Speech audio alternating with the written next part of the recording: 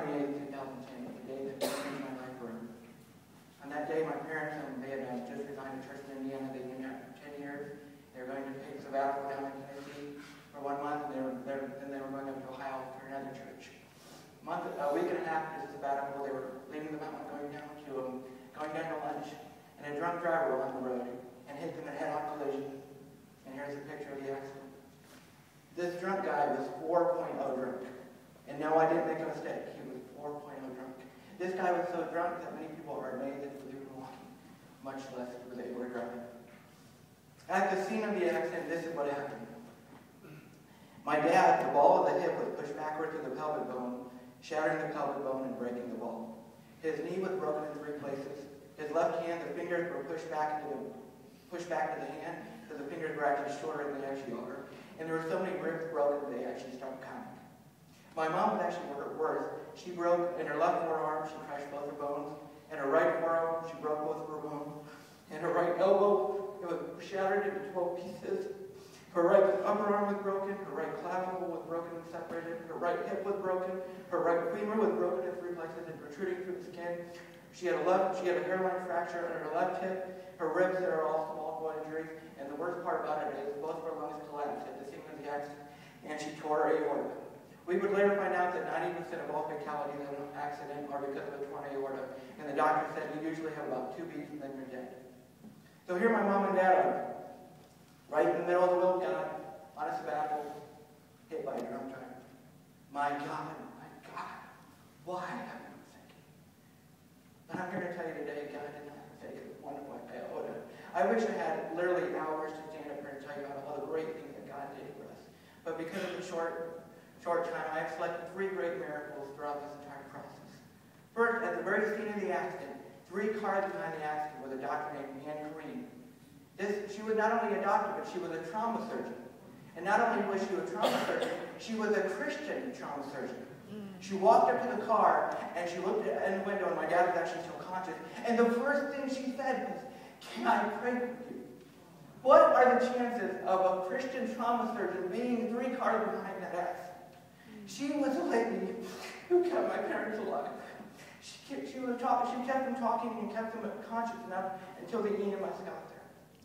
Secondly, they were out in the middle of nowhere, where the accident happened, literally in the boonies. So when we heard about it, we're thinking they're going to be going to a rinky-dink hospital with no care whatsoever. 30 to 40 minutes away is literally a level 1 trauma center. Johnson City Medical Center was literally the best care they could have ever gotten, bar none.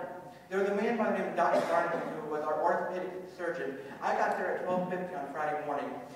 He had just got done operating on my mother and the family that was already down there, because we have family in that area.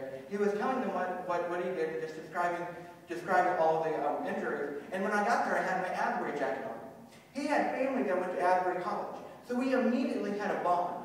He immediately became like our family champion and would get us anything we ever needed.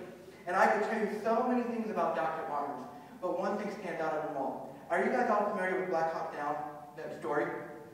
It's a story about Americans that were doing a covert operation, and they were shot down over Somalia, and only 19 Americans ended up losing their lives because he had everything that just happened. It was awesome, but the things that happened. But one of the great things about the medical help they had was by a man named Dr. Harris.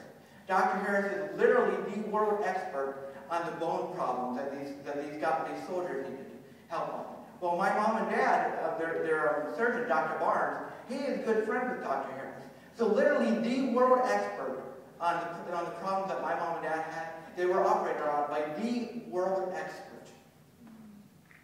Again, is that just a coincidence?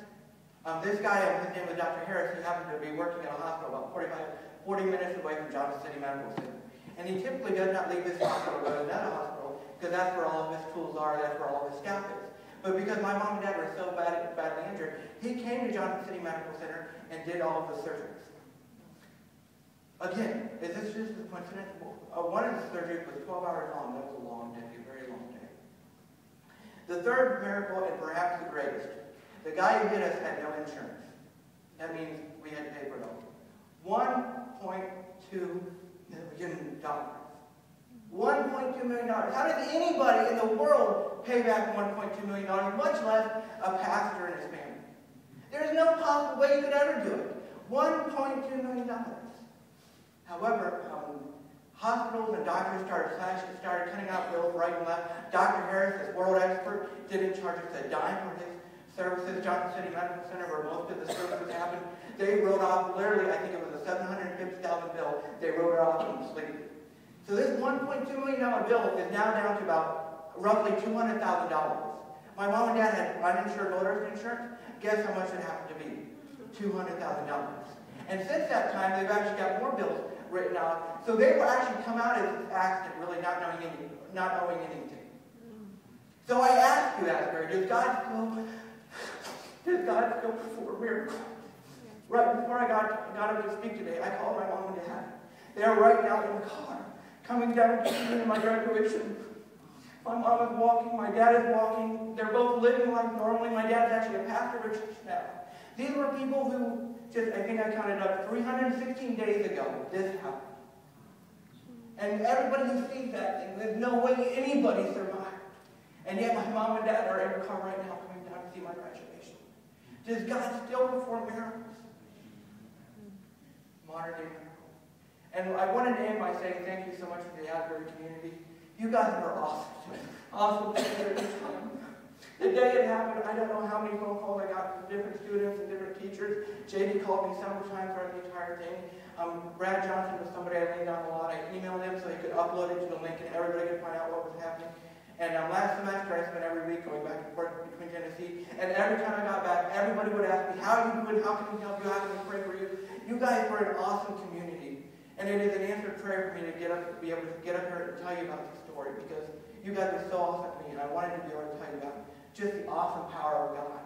And again, I literally could spend hours going through the awesome miracles that God performed. But I just want to end with this. 316 days ago. And tomorrow, hopefully, I'll get a chance to meet my parents. They're both doing fine. Because even though it seemed like God had abandoned me, like in Psalm 22, David starts out by saying, my God, why have you forsaken me? But at the end of it, he says, for he has not despised nor abhorred the affliction of the afflicted, nor has he hidden his face from him. But when he cried to him for help, he heard.